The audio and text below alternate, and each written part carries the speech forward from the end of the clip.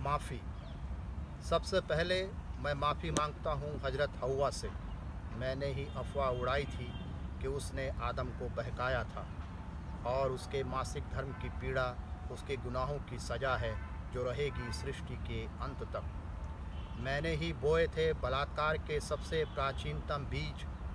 मैं माफ़ी मांगता हूँ तमाम औरतों से जिन्हें मैंने पाप योनि में जन्मा हुआ घोषित करके अज्ञान की कोठरी में धकेल दिया और धरती पर कब्जा कर लिया और राजा बन बैठा और वज़ीर बन बैठा और द्वारपाल बन बैठा।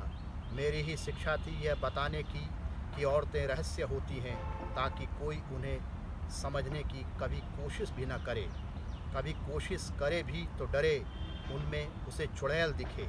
मैं माफ़ी मांगता हूँ तमाम राह चलते उठा ली गई औरतों से जो उठाकर ठूंस दी गई हरम में। मैं माफ़ी मांगता हूँ उन तमाम औरतों से जिन्हें मैंने मजबूर किया सती होने के लिए।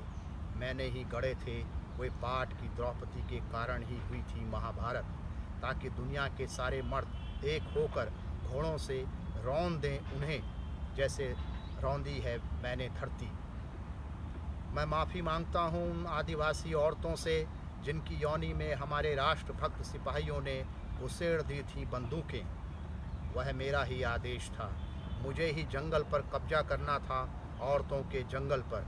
उनकी उत्पादकता को मुझे ही करना था नियंत्रित।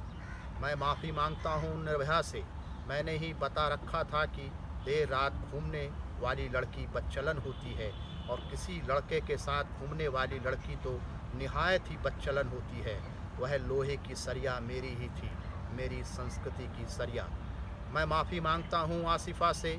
जितनी भी आसिफ़ा इस देश में, उन सब से माफ़ी मांगता हूँ। जितने भी उन्नाव हैं इस देश में, जितने भी सासाराम हैं इस देश में, अब मैं उन सब से आप माफ़ी मांगता हूँ। मैं माफ़ी मांगता हूँ अपने शब्दों और अपनी उन मुस्कुराहटों के लिए जो औरतों का उपहास करते थे। मैं माफ़ी मांगता हूँ अपनी माँ को जाहिल समझने के लिए, बहन पर बंदिश लगाने के लिए, पत्नी का मजाक उड़ाने के लिए।